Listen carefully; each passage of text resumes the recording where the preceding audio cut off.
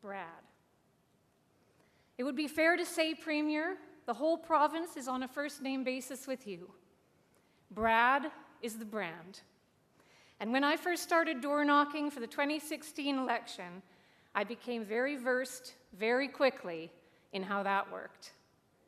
The best spiel to get the coveted positive ID was to start with some variation of, "I'm here today on behalf of Team Brad Wall." If it wasn't a positive response, it usually went something like, "We're not voting for you guys," plural. If it was positive, the answer tended more toward, "I like Brad. Tell Brad he's doing a good job." And particularly our more senior supporters would often follow up with some additional tip or life lesson that was intended for Brad alone, that would serve him well. My colleague David Buckingham tells a funny story about door knocking one day. He wasn't getting anywhere with a family of new Canadians, just not communicating. And so he basically left things at, "Well, have a good day." A few minutes later, as he walked down the street, he heard the sound of screeching brakes. The guy whom David had just met at the door ran up to him. "Is this you?" he said, showing him some campaign material with Premier's photo on it. "You Brad Wall?" "No," David said, "I'm David Buckingham." "Oh," the guy said, disappointed, and walked back to his car and promptly took off. So how to explain it? The bond the province has with Brad.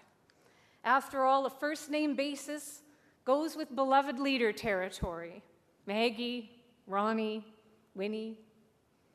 Brad is, at root, a populist. He loves the things we all love, the riders, vintage cars, camping, fishing, country music, although not so much I understand bro country, and of course his family. His expression always softens whenever he talks about you to us. Like any folk hero, he is part pastor, part actor, part advocate. And what an advocate. I think Brad proves fundamentally how much people love passion, love color, love boldness, love a bit of indignation sometimes, love being advocated for. In fact, they crave it. We're always told we don't love those things, that spin will always do as well, or bromides, or the daily medicine that is some social cause or response or other. That being passionate is self-aggrandizing. Well, when Brad came along, Saskatchewan craved a little self-aggrandizement. They craved someone who caught the ball of common sense, who sensed what mattered to people, broke free of process, and ran with it. Saskatchewan, before Brad, was used to respecting our betters in Canada, to sticking passively on the sidelines while other more powerful provinces or the feds determined our destiny. Who was this eloquent fighter, this advocate who exploded on the scene and stood up for the West, stood up for Saskatchewan? Brad changed the way we are seen forever. We live in a country, he said recently, where it has become seemingly prohibited to express regional concerns. Diefenbaker's view of Canada is not lost on so many Canadians. It is not lost on me.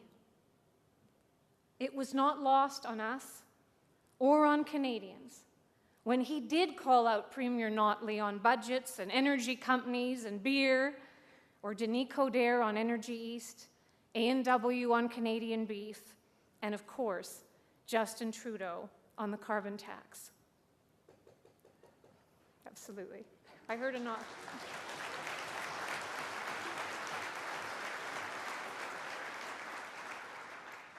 And the way he's called them out, the way he's expressed himself, using the Tim Hortons drive-through as a way to illustrate deferring responsibility on addressing the debt, or on election night 2016, turning on its ear James Palliser's quote that no one should live in Saskatchewan, no one should farm here, into the fighting words that no one should tell the people of Saskatchewan that anything can't be done. Or describing to Evan Solomon the federal carbon tax plan as still inchoate, and proposing that one way to make the case to the Americans about NAFTA would be to, quote, walk softly and carry a big list. Premiers' conferences will never be the same. That charisma, of course, extends to the personal. Every time the Premier walks into the room, things become more weighty, of course, but also instantly more energized and more fun. He laughs a lot. He makes people laugh. He has a sort of rebellious, mischievous humor, and always, too, a certain restlessness. He doesn't micromanage us, but I have found, and I'm sure my colleagues would agree, that one had better be armed like a litigator for the eventuality he will turn his probing questions on you. On such occasions at Cabinet, for example, he will begin by asking questions and listen and consider, and then he might take off his glasses, rub his eyes and say, I don't know about this. Then sort of purse his lips and look into the middle of distance. Kiss of death on that proposal. The other day in Cabinet was a great case in point. Something came forward that was one of those bizarrely involved policies that bureaucrats have spent years on, but ultimately hold very little bang for the buck. Premier wasn't impressed. He took his glasses off. Bad sign. And after making a reference to Animal Farm, also not good, he said, why are we doing this?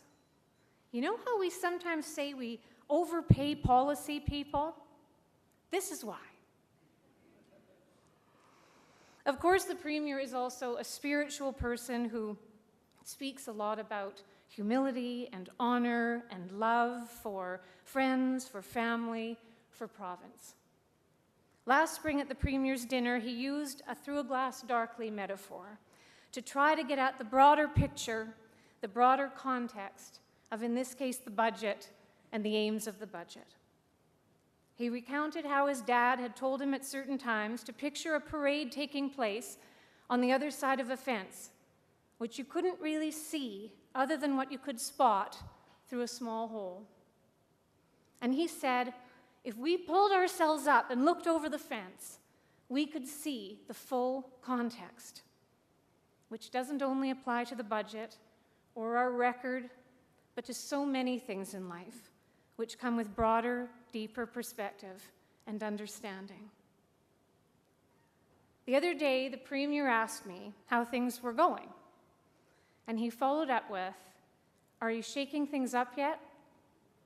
I told him I was trying, but I'm not sure everyone would ask that question. In fact, I know they wouldn't.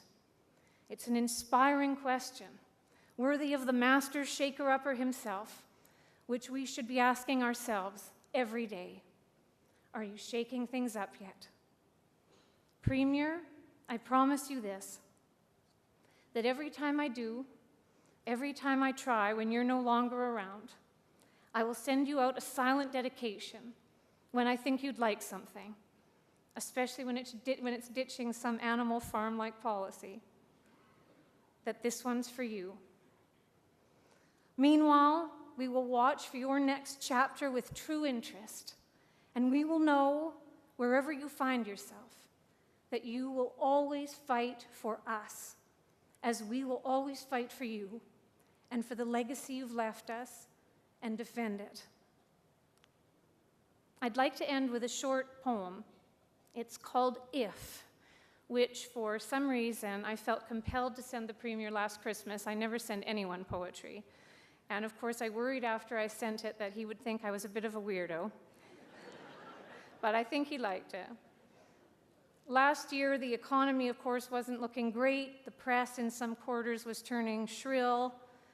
If has a bit of a Victorian tenor, but somehow it encapsulated to me then, and continues to, many of the Premier's core traits: calm and resilience in the face of adversity, sophistication in the face of certain sophomoric scrumsters, a philosophical bent, but also the fun and drama and dramatic spirit that Brad has brought to this job and to this province. And for those of you who know the poem, there's a little tweak at the end. If you can keep your head when all about you are losing theirs and blaming it on you, if you can trust yourself when all men doubt you, but make allowance for their doubting too, if you can wait and not be tired by waiting, or being lied about, don't deal in lies, or being hated, don't give way to hating, if you can dream and not make dreams your master, if you can think and not make thoughts your aim, if you can meet with triumph and disaster and treat those two impostors just the same, if you can bear to hear the truth you've spoken, twisted by knaves to make a trap for fools, or watch the things you gave your life to broken, and stoop and build them up with worn-out tools, if you can make one heap of all your winnings and risk it on one turn of pitch and toss and lose and start again at your beginnings and never breathe a word about your loss, if you can force your heart and nerve and sinew to serve your turn long after they are gone, and so hold on when there is nothing in you except the will which says to them, hold on.